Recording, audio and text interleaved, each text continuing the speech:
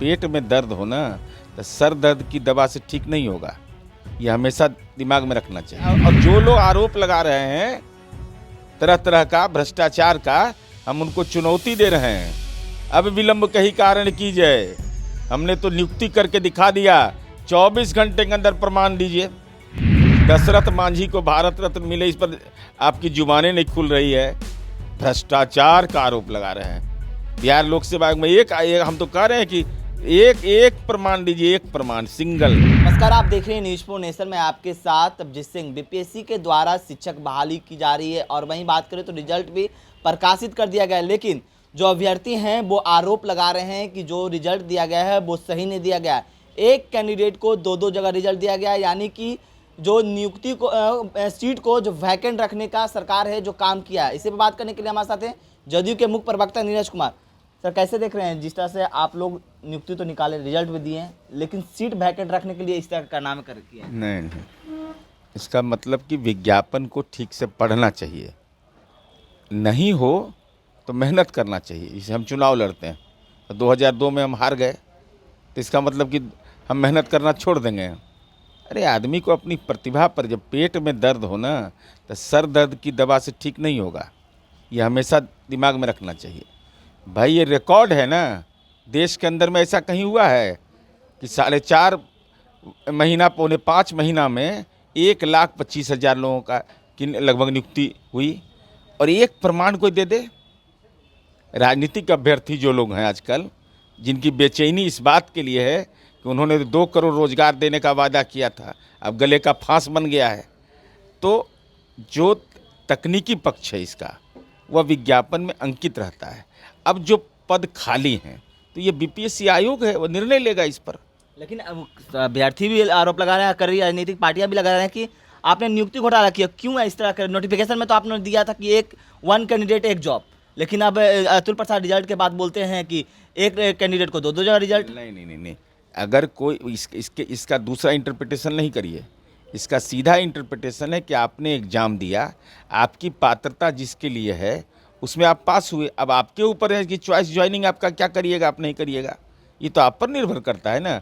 अब कोई Indian engineering service में है, अब बीपीएससी में भी क्वालिफाई कर जाएगा, लेक्चररशिप में क्वालिफाई कर जाएगा, तो तय करेगा कि हमको कहाँ जाना है। लेकिन वो पद अगर रिक्त है तो वो पद भरे जाएंगे, चिंता नहीं। और जो लोग आरोप लगा रहे हैं तरह तरह का भ्रष्टाचार का, हम उनको चुनौती दे रहे हैं। अब विलंब कहीं कारण की जाए, हमने तो नियुक्ति करके दिखा दिया, 24 घंटे के अंदर प्रमाण दीजिए।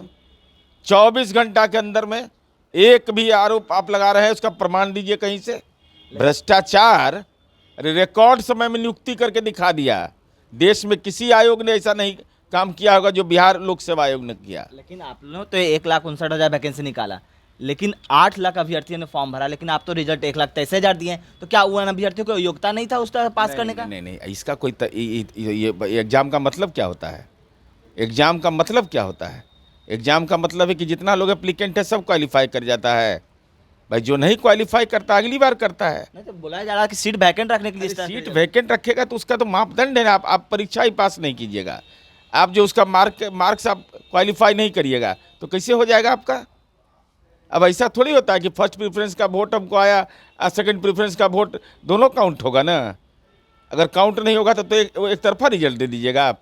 लेकिन आप तो ये भी आरोप लग रहा है कि आपने 1,23,000 रिजल्ट दिया, ठीक है, लेकिन जिसमें 40,000 हैं जो नियोजित शिक्षक हैं, तो आप तो नियोजित शिक्षक भी उसी में जोड़ रहे हैं। तो नियोजित शिक्षक है तो उनको अधिकार नहीं, वो बिहार के नागरिक नहीं है। तो नया वैकेंसी में आप जोड़ रहे हैं नियोजित शिक्षक को भी। भाई तो नियोजित शिक्षक को अधिकार नहीं है? ये तो अद्भुत बात है। भाई कोई नियोजित शिक्षक है तो पीएचडी नहीं करेगा? तो नियोजित शिक्षक पहले से ना, उनको राजकर्मी का दर्जा चलने के लिए आप नए वैकेंसी में जोड़ रहे हैं। राजकर्मी का दर्जा, उसको परीक्षा देने का अधिकार है, परीक्षा दिया, क्वालिफाई किया, अब उससे भी परेशानी है। कोई अभी प्राइमरी स्कूल का टीचर है और हाई स्कूल के लिए एग्जाम दिया, अब पास कर गया तो हाई स्कूल ज्वाइन करेगा, उसकी वरीयता जाएगी, वो तय करेगा कि हमारी वरीयता नहीं रहेगी, हम ज्वाइन करेंगे हाई स्कूल। ये कोई तर्क है क्या? जीतन मांझी तो बोल रहे हैं, बिहार के पूर्व मुख्यमंत्री, वो कह रहे हैं जिस तरह से लालू यादव ने लैंड फॉर जॉब दिया था, उसी तरह से नीतीश कुमार पैसा दो नौकरी दो, इस तरह तो प्रमाण देवे में डर लग रहा है। बताइए तो, लगता है अमित शाह से इनको भेंट नहीं होता है क्या? अमित शाह लगता है कि ज़्यादा अब अरे हिम्मत करिए, टिकट टुकट मिलेगा नहीं मिलेगा काहे के लिए चिंता कर रहे हैं आप? तो ऐसो राजनीति में कह रहे हैं हम संन्यास ले लेंगे। एगो टिकट के लिए राजनीति का जमीर बेच दी है। बाबू जगजीवन राम का अपमान पर तो बोलिए नहीं रहे हैं। दशरथ मांझी को भारत रत्न मिले, इस पर आपकी जुबानें नहीं खुल रही है। भ्रष्टाचार का आरोप लगा रहे हैं। बिहार लोक सेवा आयोग में एक हम तो कह रहे हैं कि एक प्रमाण दीजिए, एक प्रमाण सिंगल। आपको न्यायपालिका नहीं देखा हुआ आपको? किस पर? मीडिया में ट्रायल चला रहे हैं। इससे कुछ नहीं होना है। बिहार के युवा इस सवाल को पूछ रहे हैं, दलित समूह के बच्चे पूछ रहे हैं माननीय जीतन राम मांझी जी से कि बाबू जगजीवन राम ने कौन अपराध किया था कि उनके नाम के आगे बाबू लगा हुआ था तो छात्रावास योजना बंद। नए संसद भवन में डॉक्टर भीमराव अंबेडकर का फोटो नहीं लगेगा, किसका लगेगा? सावरकर का जाके दंडवत करिए। लेकिन मांझी जी तो बोल रहे हैं आरक्षण को भी आपने जगह नहीं दिया। आरक्षण को जगह नहीं दिया तो SC ST कम्युनिटी का हुआ कैसे था? ये कहाँ से ज्ञान ले आए? हम प्रणाम करते हैं इनके ज्ञान को। चलिए, ये थे हमारे साथ जदयू के मुख्य प्रवक्ता नीरज कुमार। इन्होंने तमाम सवाल उठा दिया। इस तमाम खबरों को बने रहे नीश के साथ। नमस्कार।